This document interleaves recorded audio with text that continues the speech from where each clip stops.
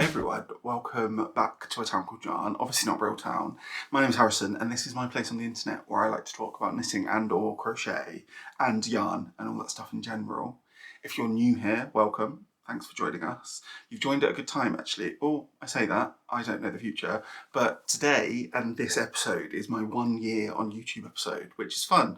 I've not been posting like videos every week, so it feels like it's episode 26 that we're on, so it doesn't feel like I've been posting videos or posting that many videos, but a year's fun time. And when I started this, I didn't necessarily think I'd get to a year.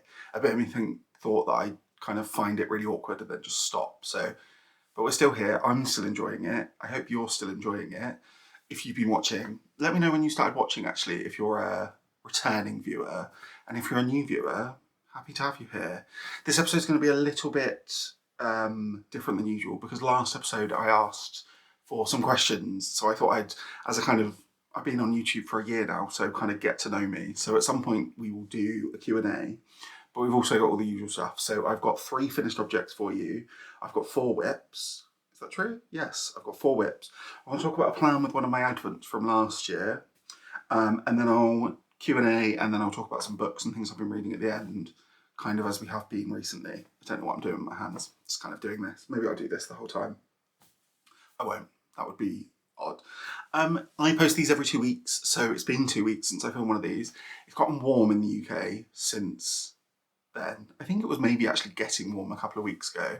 We've been in the kind of low 20s, which is kind of unheard of for me. I feel like, not unheard of, but it's warmer than it feels like it should be. And I don't love that for me because I don't knit with wool because I love the heat. I do it because I like cold temperatures and I want to be cozy. But we'll battle through, we'll get through the summer, and then cold times are on the horizon, at least for now. Who knows with global warming. I also, over the last 2 weeks, I met my nephew for the first time. I think I met him actually the day after or the day before I posted my last video. So he is cute. He's almost a month old now. Next week, next week he'll be a month old, which is fun. That time's flown. The last year's flown actually. The fact that I've been making these for a year, it's kind of wild. That thing they say about kind of as you get older, the time goes quicker is very, very true. Funnily enough, today, the day I'm filming this, is 100 days to my 30th birthday, which maybe feels like a weird thing for me to just know. But I found these fun stationery cards from the journal shop where I like to order a lot of stationery from, and they were like 100-day trackers.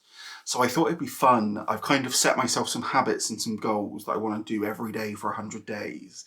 Things like read for 30 minutes every day and kind of drinking 2 of it. This has actually got no water in it. I don't know why I brought this with me.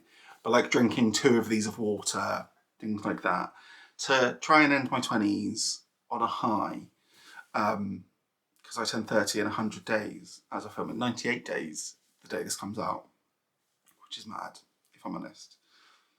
But other than that, I don't think I've got anything else to talk to you about life-wise, so should we crack on with some knitting and get going? Like I said, I have 3 finished objects, which is fun because there was a point where I only had 1. As of last weekend, I had 1 and thought that would be it.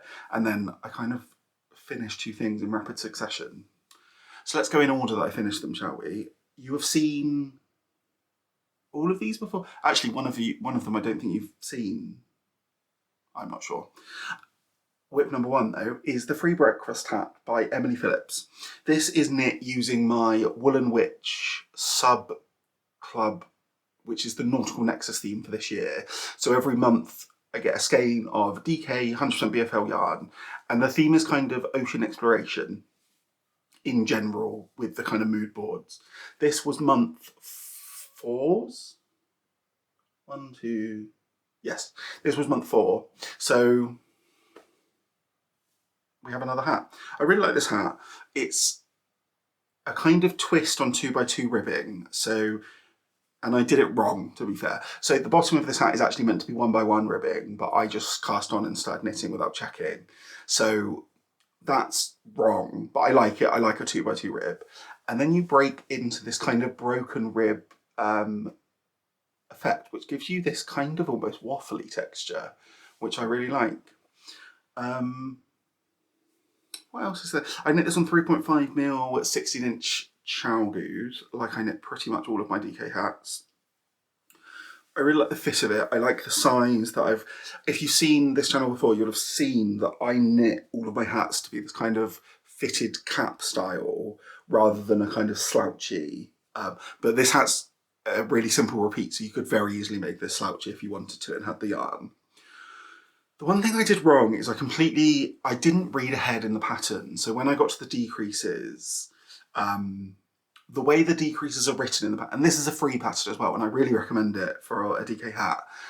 The way I read the pattern made it look like there were only 5 or like 6 rows within the decrease. So I basically knit the entire length I wanted before starting them.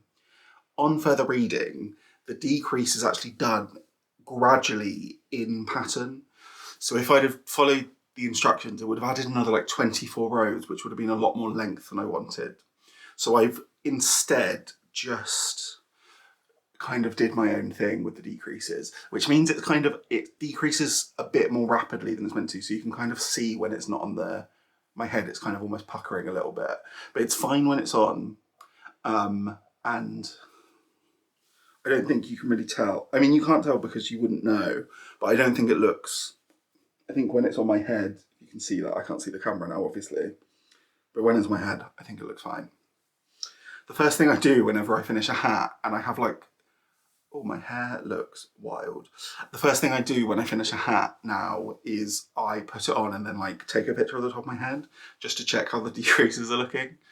So I just have this album in my phone that's just pictures of the top of my head with hats on, which is, if anyone found that, would be confused, but I think it makes sense for a knitter.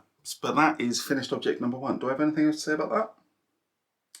No, I'm really happy with it. I think I would make another one of these. I think it would make a good gift knit because it's a slightly more interesting than just a 2x2 rib, but where it's structurally similar, this will fit a lot of people. It's got a lot of stretch in it, so you could make it, I think, as a gift knit for a lot of people, which is handy with hats. I suppose you can also ask your friends to measure their heads, but I like to treat gifts as surprises almost always. So if you ask someone to measure their head and they know you knit, you're probably making them a hat, aren't you? I don't know, maybe I need to like get everyone's head circumferences all at once and then say one day maybe you'll get a hat, but I don't know. I don't just want a spreadsheet on my laptop that's just the circumferences of all my friends' heads. That is whip number 1. No, it's not. That's finished object number 1. Finished object number 2 is another hat. This is my second Salish Cap. So this is a pattern by Mary Prance. This is knit on 5mm 16-inch chowder needles, and it's knit with fingering weight held double to get this mild effect throughout it. I really, really love this pattern. I really love this hat. It's, again, knitted to the same kind of length. I kind of hold all my hats up when I'm knitting them to make sure they're the same length. I like the way this has worked out. The yarn in this is the colourway, the kind of grey colourway in it is an unnamed colourway from Pixie yarns. It's actually, if you've seen before, it's the yarn I used in my tintype scarf. It was the main colourays for that. And then the other colourway is, I don't know the name of it because I've had it as a like leftover for a while, but it's a colourway from Pigment Ply that I think I got in like a mystery set. And I've knit, what did I do with it originally? It's one of the colours in my Clockwork scarf that I knit. It's like the first pattern I ever followed to knit. And I really love the way these are mulled up. I'm very happy with these. I've got quite a lot of leftover fingering weight yarn in the kind of quantities you need for a Salish Cap. So I see a lot of these in my future. I think I'll probably end up with a good bunch of them. Eventually I will probably start giving these away as gifts because these hats, I'm going to end up with 12 or 11 at the end of the year with the club. I don't need a load more hats. I don't wear beanies that often that I need that many hats. Maybe I'll do like a beanie wall. Maybe one day when I move and buy a house, maybe I'll make a wall of beanies and it can be like my background. But until then, I'll probably start giving away as gifts. Highly recommend this pattern though. If you have at least kind of 30 to 40 grams of fingering weight yarn left over in a couple of colourways, I think this is a really great use for it because it's quick knit, 5mm needles, not that many stitches in each row, just 2x2 ribbing all the way up. Quite simple decreases, so the decreases happen quite quickly. Can't recommend this pattern enough. Finished object number 3. Am I racing? No. I have finished a shawl. So this, if you've seen before, you will have seen me knitting on this. This is my Daybreak by Stephen West. This is a, I don't know what it is, it's a shawl. So this is knit using 2 colourways by the Crafty Bird. The darker of the 2 colourways is called Crawley, and the lighter of the 2 colourways and the colourway used in the border is called Aziraphale. These I bought last year as part of her Good Omens collection, and I knew I wanted them to be used together, and this was the perfect pattern for it. I really recommend this. It's a really great pattern for using 2 skeins of fingering. I actually ended up with a lot more leftovers than I was expecting. I should check my gauge really. I don't gauge swatch for a shawl, but I was knitting the medium size. There's 3 sizes in it. I had enough yarn for the medium. I've actually though been able to block it out to the large size measurements from the pattern. So I'm not sure whether I just have a really loose gauge or whether I've just blocked it out a lot more than needed. But I like the fabric of it. It's like very soft and drapey with the way it's been blocked out. Let me put it on. It is too warm to really be wearing this, so I won't keep it on for long. Because it's currently, it's only 19 degrees. I mean, that's still quite warm for a shawl. I really like it. I like the size it's ended up as. I think this will be quite nice and cozy during the autumn. And I like the colour combination. How would I style it with this? I don't know actually, I probably wouldn't put it under. But I really like it. It's kind of goes round enough, but you can kind of pull it up if you want for warmth. I think it's a great pattern. I think it's really strong. I used probably about 130 grams of yarn in this, but I'd say you do need 2 full skeins because I think that's just because I'm a loose knitter. Although my gauge doesn't feel massively loose. Like I don't feel like my stitches are massive. I should really check. Maybe I'll check the gauge of this so I at least know for future. But then if you have a bigger gauge, don't you end up using, if you knit looser, don't you use more yarn rather than less yarn? Because I did the right amount of repeats. Actually, one thing I did differently is this border. You can see there where it's got the pearl bumps. There is meant to be 1 extra of those. I'll be honest with you, I just gave up a little bit. It gets to be quite a lot of stitches, and I just couldn't be bothered to do another 4 rows.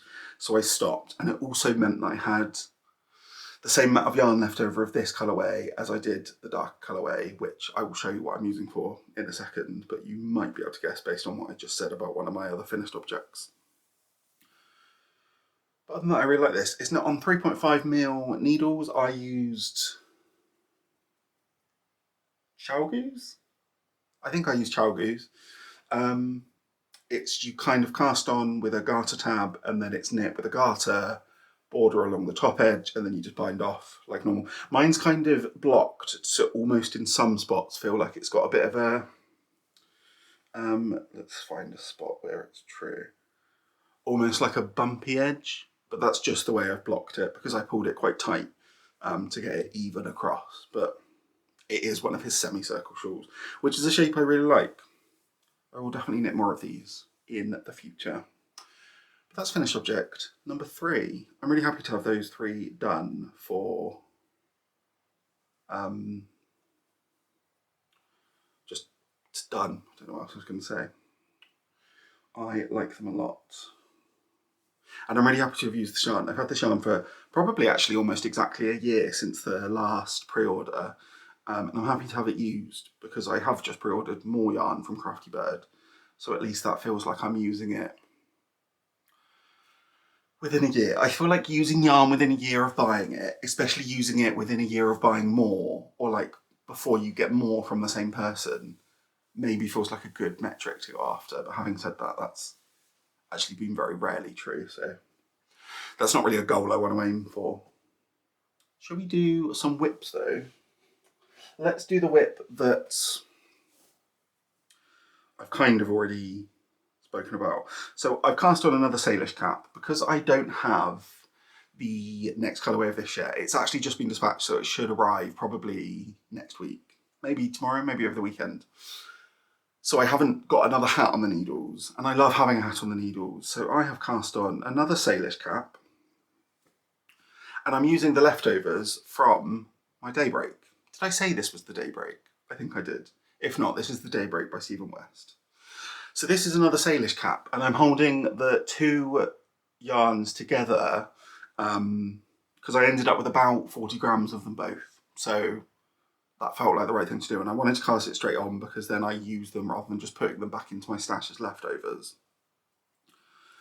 So here's how it's working up at the moment. Like I said, this is not on 5mm Chalgu 16-inch circulars. I really like the way it's knitting up. It's not marling in the same way as my last one did, because there's a lot of similar tones in the colourway, but it's kind of just creating its own thing, which I think is really nice. I really love the way it's working up. I think the darker colour feels more dominant, but I'm fine with that, to be honest. So I'm going to get another Salish Cap out of these. And then I like the idea of these being a matching pair as well. Like, I think that's fun. Whether I'll wear them as a matching pair is anyone's guess, but I just think that's a nice idea to have a pair, but they're not identical because they're knit slightly differently. Kind of sisters, not twins, if that makes sense to anyone. And I have my fun little, oh, that's facing backwards. My fun little Highland Cowl stitch stoppers, needle stoppers on my Chalgus. And I am keeping this in one of my small butternut handmade bags, which I really like. These are perfect for hats. I imagine they'd also be perfect for socks, but I've never knit a sock before. I don't know why I'm doing that so high. But I've never knit a sock before, but they're really perfect for hats. Anything kind of single skein, they're spot on. It's actually the day this comes out, or it's the big flock at Bristol this weekend, and I know that Conchetta from Butternut Handmade is there. I was planning on going, but then plans changed. My boyfriend's got exams on at the moment because he's doing an apprenticeship with work. So taking a trip to Bristol felt a little bit off the cards, so unfortunately not going, but I know that Conchetta is there with Butternut Handmade. So if you are going, it'll be too late by the time this video comes out, but if you did go, let me know if you had a good time. I love a yarn show. I think they're always a good time. Unless you hate crowds, because they can get quite crowded, but I'm not too bad with crowds. That is whip number 1. Let's do whip number 2. What shall I talk about next? Let's talk about my, yes, this one. This is also a butternut handmade. I think I just shouted then, sorry. This is my District Cowl by Max the Knitter, one of the two boys from Lagosons. I'm really enjoying this. I haven't made as much progress on this as I thought I was going to, because I don't know if this ever happens to you. Sometimes I pick up something to knit, and as you can see, this isn't a lot of stitches currently. Sometimes though, it just feels like my hands are moving so slowly that I just can't get any pace with it, and then I find it really laborious. And that happened to me a couple of weeks ago with this, so I ended up putting it down and picking up probably one of my hats. So what I was hoping to was getting through 2 sections, but I've actually only finished 1 section. I did end up picking it up last weekend, and that stopped being true, so I'm hoping this weekend to be able to get a bit further on it. This is, like I said, the District Cowl by Max the Knitter. It's knit flat, and it's this garter stitch with these pearl detail. I mean, not pearl, the kind of stockinette section details that then grow, and you like add sections as you grow. And then eventually it will be seamed together. So you take this edge and you'll like seam it along the long edge to end up with a kind of bandana style cowl. I think the construction of it's really, really fun. I'm really looking forward to finishing it and being able to kind of have it as a finished thing. I'm knitting this on 3.5mm chow goose. That's not going to focus on the word chow goose, is it? 3.5mm chow goose, which is what's recommended in the pattern. And I'm using 2 yarns. This colourway, which is the fingering weight merino, is it's called A Lot to Pine About, I think, by Pigment Ply. It's this really, really wonderful warm toned green. It comes off a little bit more yellow on camera than it is, but that's the kind of colour it is. And then the mohair that I'm holding with it is called Golden Hour, or Golden Sun by Dinas Home of Crafts, which is this really fun, variegated mohair, which I'm having a really good time holding together. This is the first project I've ever knit where I'm holding mohair double with some fingering or using mohair at all, and I'm getting tangled. 1 second. There we go. So I'm really enjoying it. This knits up nicely. It's a very simple pattern, so it's nice and mindless. I have made one mistake, which I didn't notice until and I'm not gonna pick back and change it. You'll see on this stockinette section there's just a garter bump there because I just forgot to purl 2 stitches and I didn't notice till I'd moved on. So it won't be super noticeable, but that's so far the only mistake I've made. Other than that, I'm really, really enjoying this. It's very, very soft. The mohair gives it a nice quality, and I like the way that obviously it's a solid fingering weight, but then the mohair is giving it a lot of variegation, so it's adding quite a lot of depth to the colour. I think it's really, really lovely. I want to crack on with this. I want to keep going, and I mean, obviously I want to finish it. I wouldn't have started it otherwise, but I want to keep going. I want to finish it. I've added markers more so than the pattern calls for. I really like how Max the Knitter's patterns are... Is he even called Max the Knitter, or I just made that up? I think his name's Maxim Sear. But I think you'll know who he is. His patterns are formatted really, really wonderfully. I really enjoy them. I've just found that I've added extra stitch markers to just remind me when I'm at those purl sections, because eventually I don't want to count very much. I like just knitting to marker rather than knit 10 and then purl. So I'm adding those in, but other than that, I'm completely following the pattern. And I mean, that's not a change to the pattern, that's just me putting stitch markers in. It's not like I've reinvented the wheel or anything. A bit of me hopes that I'll have finished this by the next time I speak to you, but I'm not sure. We'll see. Maybe I will have. I'm going to try and put some focus into it. So maybe I will. And like I said, that's in another Butternut handmade bag. This is actually the first one ever received. Love that. Whip number 3 is a new... Let's talk about my temperature blanket, shall we, quickly? If you've seen the last couple of episodes, I've been talking about temperature blanket, and like I mentioned, I have a new nephew who's almost a month old, and for my first nephew, I crocheted him, I think I've been saying knitted, I crocheted him a temperature blanket. I did that one quite last minute before his first birthday, so I did it in about 3 weeks. With the beauty of hindsight, I'm going to do this one across the whole year. So I am doing a corner to corner moss stitch temperature blanket. So this is how it's looking so far. This, let me just check where I'm up to because I'm not fully caught up yet. Temperature blanket. This is up to the 11th of May, so I've got 4 days to add in at the time of filming. I'm kind of doing it like that. I'm doing it sort of where I do 5 days at a time or so, and I'm enjoying it. There's definitely a few mistakes now. I find there's something about reading my crochet, especially when it comes to the ends of rows, that even though I've been crocheting now for a couple of years, I still find it quite difficult. So there's the odd, whether it's a perfect triangle at the end of the year is anyone's, we'll see. I do still think it's going to be about 13 foot long when it's done, which is maybe a worry, but a worry for me in the future. But I really like how it's coming out. Like I said, it's warmer than usual, so this is actually probably more yellow and orange than I was expecting it to be for this time of year. But I'm finding it's quite a nice way to track the temperature, especially when I'm not enjoying the warmth that much. So it's been quite nice to do as we go through, actually. So, and then if you want to see my full colour palette, this is the colour palette that I'm using. And I'm doing this on a 4.5mm Chalgu hook. And all of the yarn is Yarnsmiths Create DK. So just 100% acrylic DK. And I like this. It's a decent acrylic. I was originally going to do wool, but where it's a blanket and I want it to be easy for my sister to look after, and I also want it to be a bit of an heirloom. I mean, maybe actually wool would have lasted longer, but I want it to last well and wear well. I thought acrylics maybe just got a bit of strength in it that my sister won't have to worry about too much in terms of, because I've made it very clear to her with my other nephew blanket that if they get damaged, I will probably cry.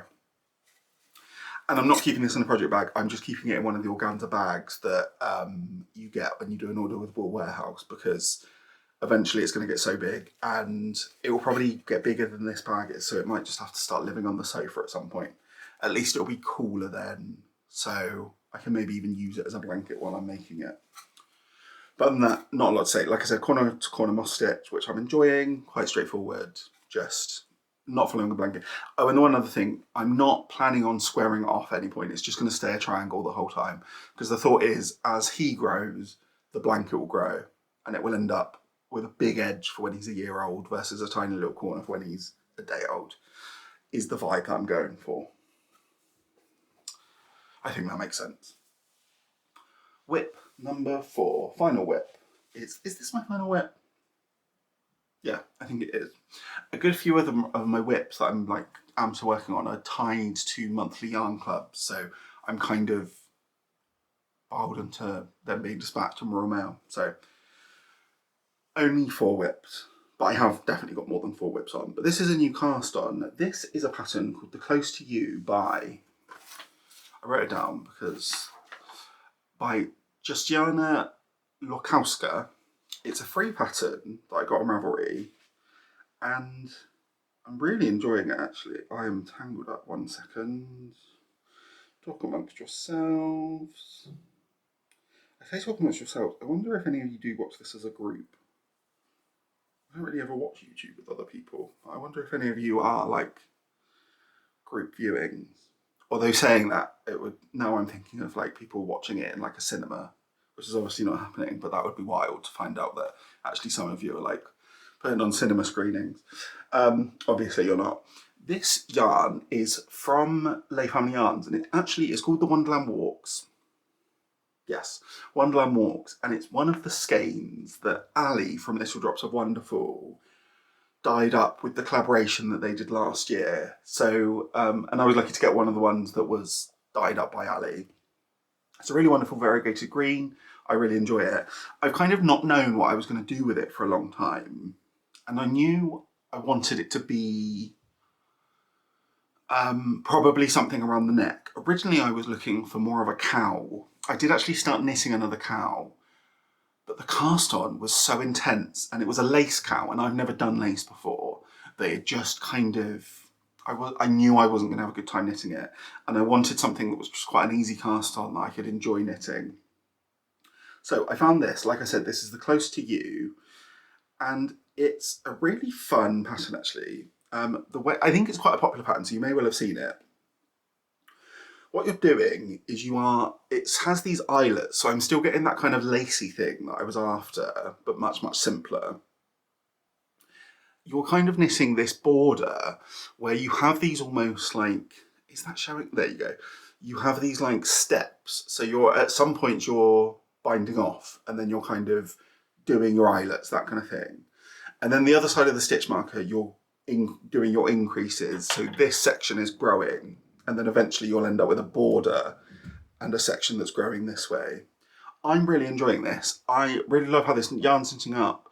This is a really simple pattern to follow, which is what I wanted. So I kind of don't really need to refer to the pattern anymore. And it's just been quite mindless. I've done 1, 2, 3, 4, 5 sections. I think in the end it says to do like 17 to 18. So I'm coming up on like a third of the way there. It will obviously get a lot slower as it grows because you'll end up with a lot more stitches, but it's designed for one skein, but would also be really easy to modify for more than one skein. And I really like it. I'm really excited to block it out as well to kind of really stretch out these eyelets. I need to think of a way, I need to look up a way of kind of how you make eyelets kind of stretch out round, if that makes sense. Like, are there like blocking pins that are little circles? Is that a thing? I don't know. But this is really fun. It's a sock weight base, so I think it's a normal 75-25. It might be an 80-20. But it's knitting up nicely, and I'm having a good time with it. I feel like the frog stitch markers are also quite appropriate. It's being knit on 4mm Leica interchangeables, which tends to be my go-to for anything at the moment that's not in the round. But I am considering getting a set of Chargo interchangeables because sometimes I'm just like, I do actually want metal needles just to speed things up a little bit. But also I don't need another set of needles, so we'll see. But that is, oh, it looks good there. I feel like I'm excited for this to be finished. I'm excited to block it out. I mean, I'm excited to knit it as well. I'm not just trying to get to the end, but I think it's really fun. Like I said, that's the Close to You by Justyna Lorkowska. And for a free pattern, it's really simple, but it's really well described. It's a 14 row repeat. Yeah, it's a 14 row repeat, but there's a lot of like repetition in that repeat. So it's nice and mindless. I think it's a good summer knit because, I don't know about you, I find my brain works worse in the summer than it does in the rest of the year. I find having to really concentrate, especially when you're kind of exhausted from the heat, is just not a bit of me during the summer. So simple things is the way forward, at least until it starts to cool down again. And no prizes for guessing that this is in another Butternut handmade bag, as pretty much all of my bags are.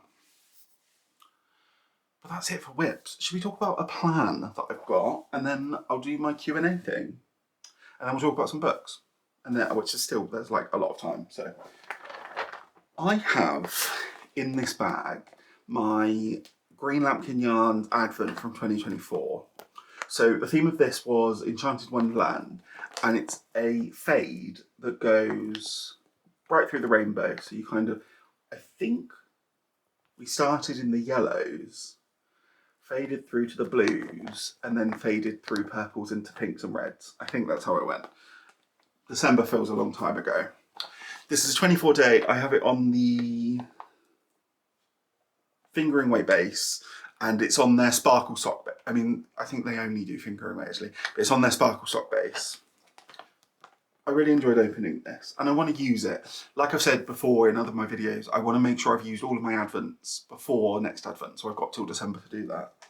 I was originally talking about wanting to use my James Makes Yarn Advent. Some of you very rightly said, and like threw me out of I was lying to myself really about having enough contrast to do the Vertices Unite with my James Makes Yarn Advent. So I put that to one side. One of you actually, let me look who made the comment, because I think one of you actually recommended the pattern that I am going to use.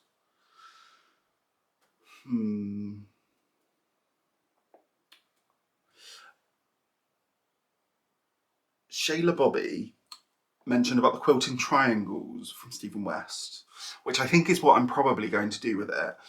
And I really like the look of it, but because it's quite big, so then I was like, maybe actually I don't want to start a massive big shawl right now. So what I'm going to do is something a bit smaller with this, and then I can get to the slightly larger shawl. What I'm planning on knitting is the brilliant Brickwork by Amy Crompton, which I'll put up a picture of here. It's this fun kind of, I think it's done modular, so it's kind of this, like it says, brickwork, where you bring it through and use a main colour for the borders. I think it's actually perfect for an Advent. It is written for an Advent, or at least has instructions for an Advent in it, I think. I've not actually bought the pattern yet.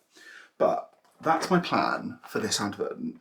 And what I'm going to use is as the main colour, I'm going to use some dropped Flora in the colourway, it's colour 22. I think it's called Oatmeal, but it might be called Parchment.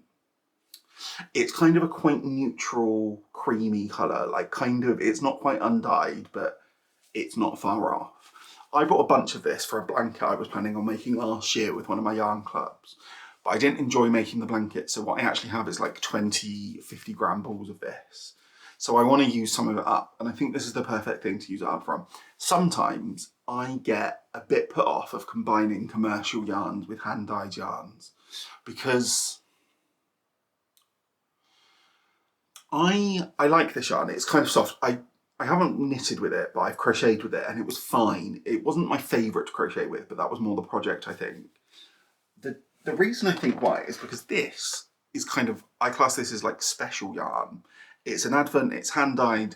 I know a human being put a lot of effort into making this, and I also enjoyed opening it and going through that process. This, I just went online and put in a basket. So it doesn't feel quite as special, which is why in my head I'm like, oh, I don't want to put them together. But actually that is silly, I think. So this is what I'm going to use with that. I'm going to use this Drops Flora. It's also not a massive part of the project, so it's not like this will be the dominant colour and the advent will take second place. It's very much about the advent, and this is just used really to piece it together. But that's my plan. That's probably going to be my next cast on, unless my next Wooden Wytch monthly comes in, because then I'll probably cast on another hat with that first. But we'll see. I'm kind of in the idea, I'm in like my shawl period. I'm enjoying making shawls and that kind of thing at the moment, so I'm going to keep going. Although I am conscious of the West Knits Mystery Knit Along, which isn't until October, but I'm conscious that I don't want to burn myself out of shawls before that, because I would like to do that again this year. But that's like 5 months away, so there's no real danger of that happening just yet. What I'm going to do is I'm going to pause for a second, and I'm going to go and actually fill this up with water, and then I will come back and I will do the Q&A and I will answer some of your questions. So, one sec. I'm back. So I have my hydration. So let's chat, shall we? Let me answer some of your questions. What I've done is I've gone through the comments of last week's or last episode, and I've written down a few of the questions, a good number of them actually. Let's hope this doesn't take an hour. And I'm going to go through and read them, and I'll let you know who said them. Although some of you have usernames, that means I can't work quite out what your full name is, but I'm going to try my best. So, question number 1 is from Scrap Paddy, which is top 5 patterns. I thought about this for a while actually, because there's a few things that I knit more than once, and then there's a few things that I really love knitting, but I would never knit again. So, in no particular order, and what I actually might do is put pictures up of the patterns, which editing me is probably going to regret, but I'll put pictures up of the patterns. The first one that came to mind was the Shift Cowl by Andrea Mowry. I've knit 2 of these, and I really, really love knitting them. It's an all-over mosaic bandana style cowl. I knit my first one with Spin Cycle and my second one with Yarnadelic by John Arbon, and I really love both of them, and I kind of always have in my head that I will make another one at some point. So I really, really love that pattern. I really recommend it as a great entry into kind of colour work, but not stranded. It's a good way to get into mosaic colour work, and it knits up really quickly, and you don't have to use, the pattern calls for Spin Cycle, and it looks great in Spin Cycle, but it looks great with solid colours as well. Number 2 is probably the Salish Cap, to be honest. I was surprised by how much I like this pattern, because it's just so simple, but I just think sometimes the best patterns are. I think it's great for using scraps, and it's also a great gift knit. It is just a 2x2 ribbing hat, which there are loads of, but I think this one is a strong version of those. So, big fan of this one. God, now I've kind of got in strong, and now I'm like forgetting everything on it. Number 3 will be the Tin Type, which is a pattern by Walton. I loved, actually, shall I like get my, no, I'm going to put up a picture because it's neatly folded up. My Tin Type is one of my favourite things I've ever knit. It's really, really, it was really fun to knit. It was really a good way to learn German short rows, but also it's just such a fun way to see the different colours of the yarn. I highly recommend it. I will definitely knit another one at some point in my life. I think it's a real 10 out of 10 pattern. What was that? 1, 2, 3. Number 4 would probably be, I really loved knitting the Clockwork by Stephen West. It's the first pattern I ever followed, and I haven't knit another one since, but I probably will at some point. I like something about knitting scarves on the short edge is a lot, because unless it's a really, really engaging pattern, you're just doing the same thing a lot, which is fun sometimes, but can be hard to motivate yourself for. Whereas the Clockwork is knit long edge to long edge, and you increase, so it gives it a kind of nice shape to it. It's just a really fun pattern and really simple to knit, just garter with some slip stitch detailing, so a kind of really simple but effective pattern.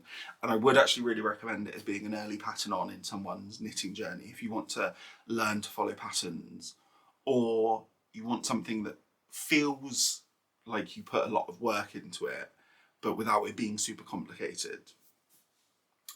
And then number 4, I'm just looking at, I have my bags of finished objects.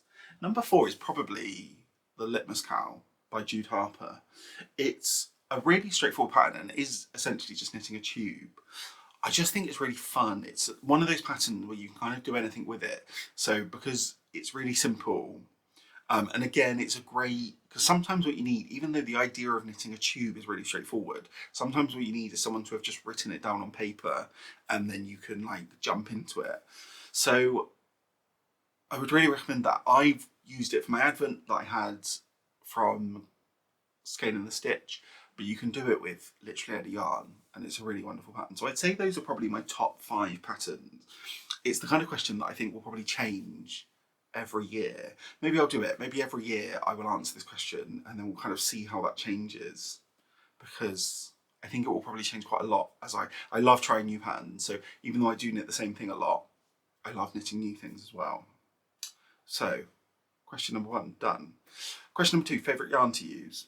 My favourite yarn is by far a BFL. No, that's not true. I do love a BFL. My favourite yarn is actually, I went into that so strong, but then just changed my mind, is Yarnadelic by John Arbon. It's my favourite yarn I've ever used. It's 100% Corridale, and I use the sport weight, but it's also available in an Aran weight, I think. It's just so nice. I like a woolly wool, but I like no, that's not true. I don't like a super kind of rustic wool. I like a woolly wool that feels like it was made for being worn, rather than, there are some wools that I feel and you're like, yeah, I believe that that was made to be on a sheep's body, but wasn't necessarily made to be on my body. Whereas I think BFL and Corridale are both that nice middle ground where they have something to them that Merino doesn't quite, but they still feel like they were made for a person to wear. Obviously they were all made to be on a sheep, but I think because this is BFL, and it's nice and soft, it's really, really wonderful, but also it just feels like it has something to it. And I feel the same about Corridale. I love Corridale. I'd say that's probably my favourite base. You just don't find it very much. And someone mentioned on one of my other videos that apparently it's quite hard to dye, which is probably why it's not used super commonly. But I would say Yarnadelic by John Arbon is my number 1 yarn that I've used. But in general, Corridale, but I also love a BFL. So both those questions were by Scrap Paddy, so thank you for asking. Hope you enjoyed my answers. Next, from Laurie Denning, 5115, but I'm assuming that's not in there, like on their birth certificate.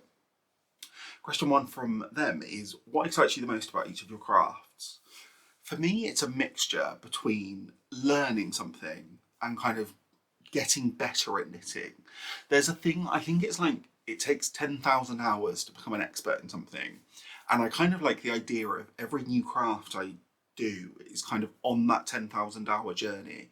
I don't know how long it will take me to have knit for 10,000 hours. Obviously many, many years.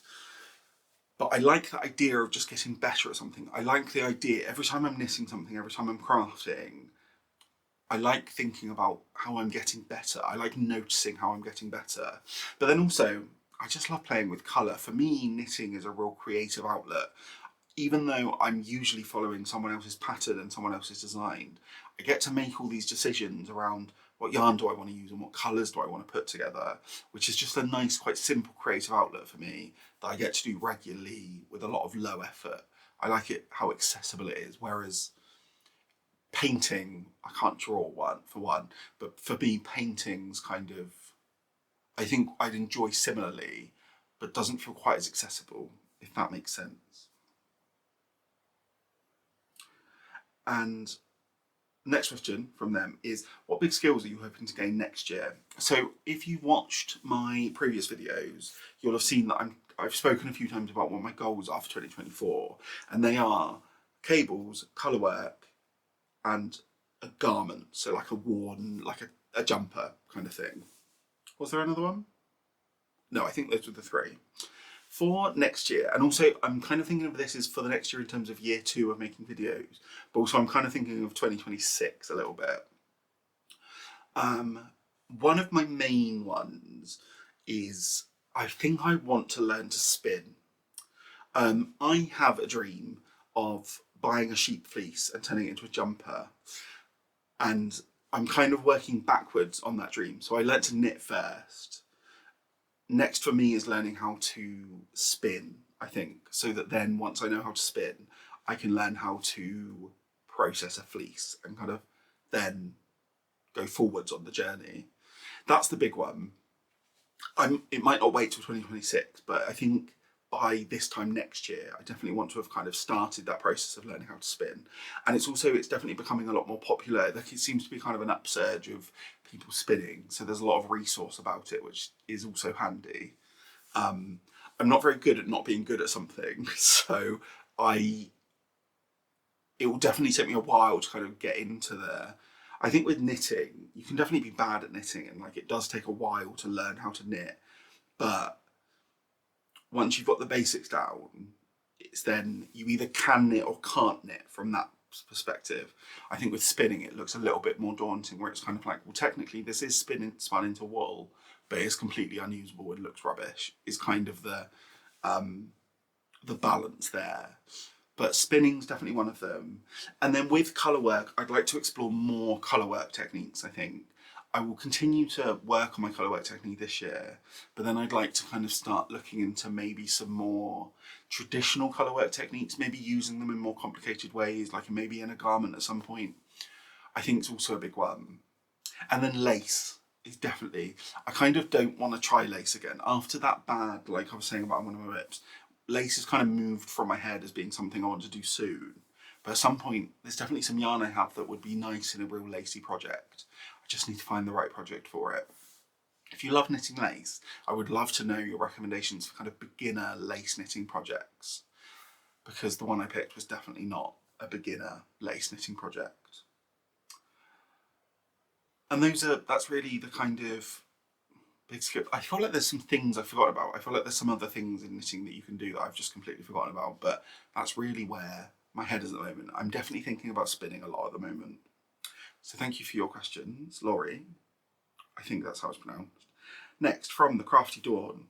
What is your favourite item to knit other than hats?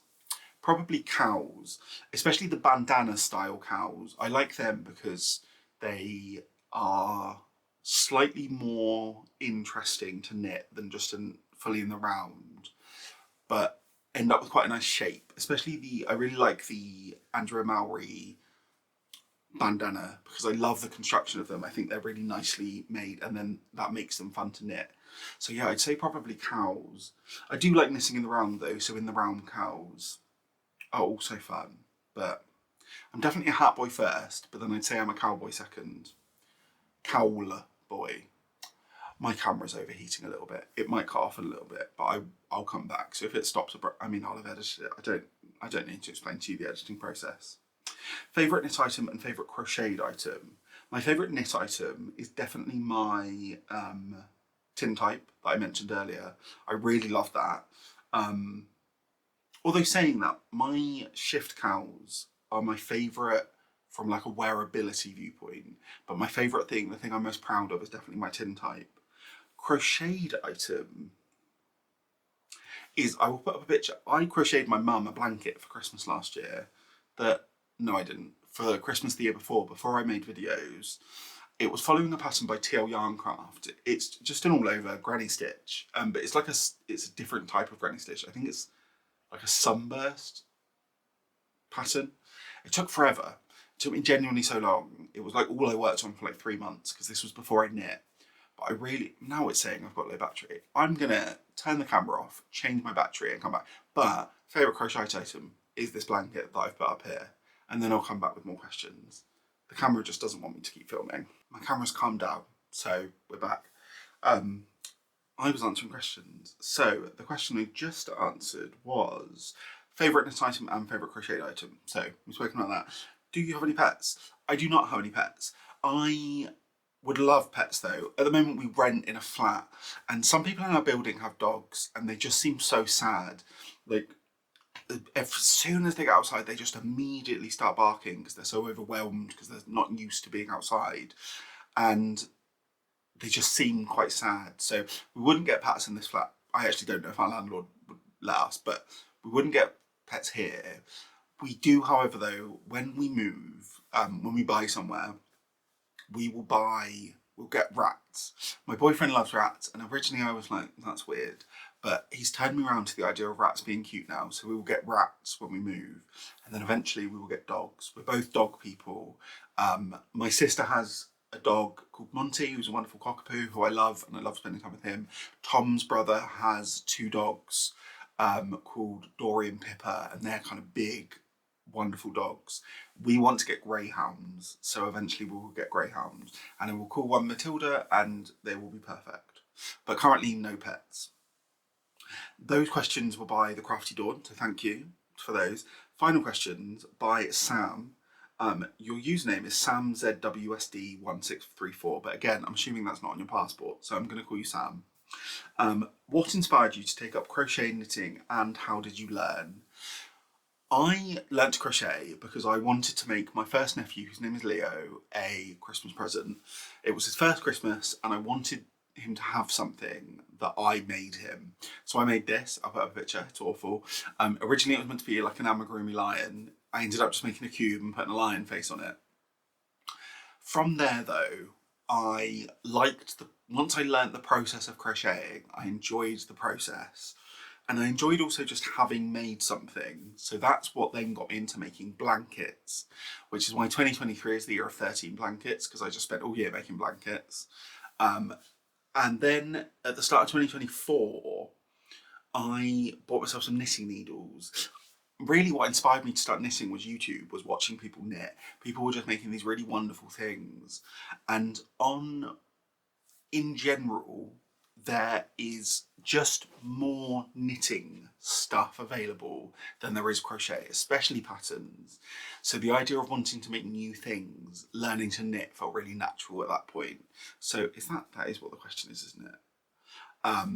In terms of learning, both of those things are from YouTube. I think a lot of people, I think it would probably have been easier if someone I knew had taught me. My mum does knit, so I could have asked her to teach me. But having said that, I don't think my mum would be a very good teacher in that sense. So YouTube was where I learned. I think when it comes to learning to knit or crochet, try more than one person doing a tutorial. There's loads of people who do really great tutorials, but they might just not be for you. Their brain might work in a different way, and the way they film and the way they talk about things might just be different. So if you're trying to learn a skill like crochet or knitting, I'd really, really recommend, unless the first person you find just clicks and you get it, don't just think that that's not the way to learn. Find someone else. Even if it seems like the exact same tutorial, just try them. For me, for knitting, the Nimble Knitter was a huge one for me, especially in terms of improving my technique of knitting. When I first started knitting, everything was really tight and it was really hard to knit. So his tutorials were really, really great.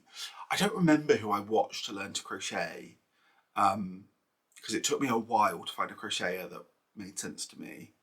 But yeah, I think YouTube is such an amazing resource for this kind of thing. So just keep searching for tutorials, because there's probably someone out there who really makes sense or will make sense to you. So that's question number 1. Question number 2 is, any advice for a struggling novice who is struggling with patterns? it's a kind of similar advice in that just not all patterns are good. I think there's a kind of, people put a lot of effort into patterns, and people put a lot of effort into designs, and that effort should be, I don't know what the word is, but that's great. But some people are making rubbish patterns. Some people are making rubbish designs. Rubbish designs is maybe not, I guess that's kind of a bit more subjective. It's hard to find, especially because just patterns, whereas YouTube's free, so that's easy. Written patterns often cost money. I would say start with free ones. In terms of when you go to read a pattern, start to finish. I think that's really important. Don't just start at the cast on, read the whole thing. Because I do it still. I'm relatively confident with following a pattern, and I'm really confident, relatively confident with learning new techniques on the go with a pattern. But the first thing I do is I will read the pattern start to finish, and some people have just written a pattern in a way that doesn't make sense to me. Some people, I think, assume a lot of their knitter, and I think it's fair to make patterns for more experienced knitters, but ultimately I think the sign of a good pattern is someone should be able to pick it up, and even if they don't know the techniques, there should be enough information for there where even if you're not, I don't think every pattern needs video tutorials and for you to teach everyone how to knit, but it should be detailed enough that someone can at least learn what they don't know and then figure out how to do that technique and then come back to your pattern and be able to do it from what you said. And I think that's what some people struggle with when they're writing patterns, and therefore that's what you struggle with when you're going to read patterns. But you'll find people whose patterns just really work for you. Sometimes it's down to the formatting. Sometimes a pattern can be really detailed, but they've just formatted it really badly, so it's just hard to get your head around. I personally think my favourite patterns, let me look through my patterns actually just to make sure I'm not lying to you. I think Stephen West formats his patterns in a really, really great way. I think that's also part of the reason why he's quite a popular designer. It's both his designs, but it's also the accessibility of his patterns. I think the same about Andrea Mowry. I think her patterns are really, really well set out. I think the same about Max the Knitter. I think the same about Twin Set and Pearl. Their patterns are really well thought out, because sometimes it's not just the knitting you have to do. Sometimes a pattern does need to include also the process, because a pattern could just be every single line written out, and that's fine, and that's what some people want. That's why my mum knits. My mum will take a pattern, and if it says repeat 4 times, she will write row 1, 2, 3, 4, and then she'll write 5, 6, 7, 8 and just repeat herself, and then she crosses off. That's how it works for her. My brain doesn't work like that. What I want to do is I want to understand what you're trying to get me to do, and then figure that out in the pattern. So sometimes a pattern will write, it will repeat itself, and it will be like, do this to end of row, from next row turn, do this to end of row. But what I want to think of in my head is just, right, what am I doing? What does this stitch mean, and how does my knitting relate to this stitch or to this stitch marker? And I think the best patterns are ones that explain their information in a way that lets you get that. They almost explain what they're trying to do. They almost say, here's the general gist of what we're doing. So don't always think it's the pattern. Don't always think it's you that's struggling with a pattern. Sometimes it's the pattern that's rubbish. And I think as a community, and I think it's the sense of being, the knitting community is generally quite nice, and I enjoy that. And I think it's a sense of being niceness where sometimes people think to be nice you can't criticise. And I would never, maybe you will, maybe one day I'll get really mad, but in general on this channel, you'll never see me call out a pattern designer and just say that it's rubbish. But in general, some patterns are rubbish. Some people write rubbish patterns and charge £10 for them, and that's okay. And that's annoying to have spent that money, but it's also a good sign then to like avoid that designer, because they might be designing really pretty things, but they might not actually have the skill of telling you how to follow it. I'd be interested actually if reading and writing or reading patterns is something you struggle with, and it's something that you'd like more information off, let me know, because it's something that I think my head makes sense of. So I guess I could make a video talking about how I do it, if that makes sense. I hope that's in some way helpful, and thank you for your questions. And I hope that was helpful. But again, still thank you for your questions. Hopefully you enjoy my answers, but they might have been rubbish, so feel free to ignore any advice I've just given. Shall we finish with some books? I'm really on a reading kick at the moment. I love reading. I'm really happy to also be in a place where I'm loving reading, because I go through phases of it, and I'm definitely in my reading era at the moment. Since I finished 2 books since I last filmed. The first one was the one that I spoke about in my last video, which is The Decagon House Murders by Yukiko Ayatsuji, which was translated by Hong Lee Wong. I gave this 3.5 stars in the end. I really liked the book.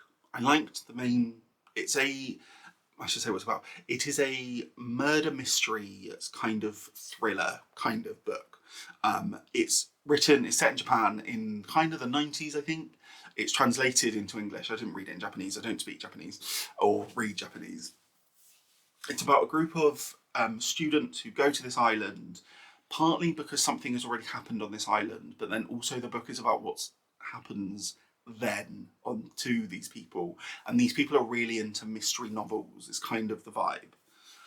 I really enjoyed the book up until the reveal side of things, and I think it was the reason it got 3.5 stars is more because of my experience with the book was a 3.5 star experience.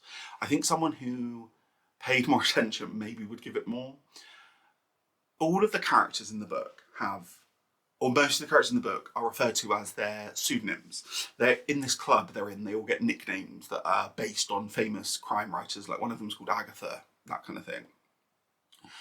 There is a point in the book where the police become involved, which makes sense, that's not a spoiler, where the police become involved, and it's kind of then when you're learning about what's happened and what was actually going on.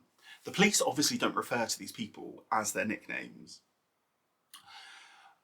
But there's a bit then when, I think it's because they're using Japanese names, which they do a bit where they explain who's which nickname relates to who. But then I just found it harder to go along with those names. I found it harder to follow who's who. And at one point, they fully revealed who the murderer was. I mean, it's not a spoiler that they're murders. It's called The Decagon House Murders. They revealed who the murderer was. I didn't get it. I had to I read them talking about what actually happened, but I didn't really get the idea of who had done this because of the name changing, which is why it then became a 3.5 stars for me, because at the end, I think the reveal was great. I think the actual what happened is pretty good, but I just for me, I was like, I don't know what's going on, and it didn't stick the landing for me in that way.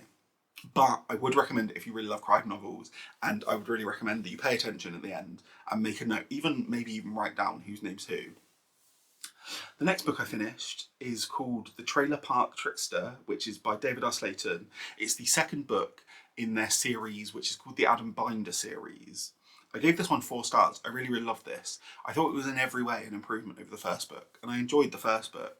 The characters felt more fleshed out, the world building was really, really solid, but also the story felt a bit more contained.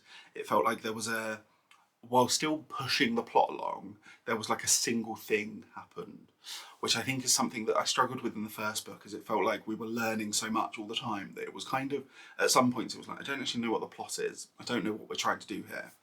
But I really recommend that, and it's a really good series. I'm really enjoying that. The book I'm currently reading is called Henry, which is by Alan Bratton. Bratto or Bratton? It's one of those. This is a modern day retelling of Henry V by Shakespeare. I'm currently about 20% of the way into it. I love it. I think it's great. It was a recommendation by Jack Edwards, who's a booktuber, who I do enjoy. I enjoy his recommendations. I'm really enjoying this. It's quite a full-on, it's quite like a raw book in terms of like it really deals with, we've already 20% in, really dealt with some kind of like quite full-on topics. I've never read or watched or seen Henry VIII or Henry V by Shakespeare, and this book doesn't make me want to, but it's a really strong story at the moment. It follows the story of a young man in London who is the son of, in the UK we have these weird groups of people who are like dukes, but they're like not royalty, but just for some reason their family has a lineage where they get referred to as dukes. And basically this boy that we're following is the son of the current Duke of Lancaster, I think it is, or Lancashire, and he's going to become that. But he's like a bit of a rebellious teen. It's not something he wants for himself. It's not something that he dreams of for himself necessarily. I say teen, I think he's actually in his 20s. But really, really strong book. I really enjoy it so far. I would recommend it, but I've only read 20% of it, so maybe wait till I've finished. And that is everything from me. I think this is going to be a really long episode, so hopefully you've enjoyed that. Like I said, it's really exciting that I've been making these for a year. I'm excited for the next year of videos. I'm excited to see what changes in life and in knitting and in YouTube and in here. But if you're still watching, thank you. Let me know in the comments when you started watching my channel if you're a regular watcher. If not, then let me know whatever. Let me know you enjoyed the video. So if you're still here, subscribing would be great. Liking the video would be great. I post this every 2 weeks, so I will see you in a couple of weeks for the first video of year 2. I think that's how it works, isn't it? First video entering us into what will be the second year. Thank you so much for watching, and I will see you then. Bye.